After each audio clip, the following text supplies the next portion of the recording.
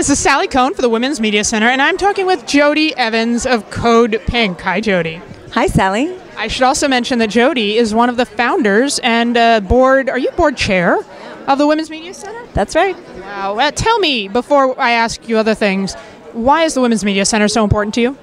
Because the female half of the population is missing in our media, and our media is how we define ourselves in our world. So we have a very skewed view of the world, and we're working to change that.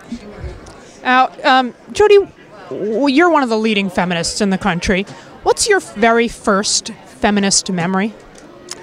I was a maid in one of the major hotels in Las Vegas, and in 1970 we were organized to march for a living wage. And so it was all women, and Jane Fonda came to march with us. And I found my voice, and I found the power of a voice of a woman, and I haven't quit organizing since. I didn't know that. Wow, what a great story. Yeah. When we talk about Code Pink, obviously the American foreign policy priorities, there's often a debate as to whether having women involved in politics, having women in leadership roles, would make a substantive difference, or is it merely symbolic? The same could be said of media. What do you think? Does it change the substance of the debate? Oh, definitely. I think women at the table, but it has to become a certain mass of women at the table. There's a place at which, when there's a few, a definite minority at the table, they're only there because the majority feels safe with their presence. You have to move it beyond a certain number, and that's been proven in the boardroom. And that's why in France they're forcing, 50-50 members of the boards of corporations need to be women, because they realize that women do bring something important to the table, and it's not a token woman, because that token woman can't really bring the fullness of her voice because it's not supported. So yes, in politics, especially around war, do you know we use women as the excuse to go to war, but they are never at the negotiating tables. Yeah, that's a great point. Yeah. So around war, it's media, it's horrible. War, it's worse. And we're really watching the devastation of war, and it's why Code Pink is a women's organization.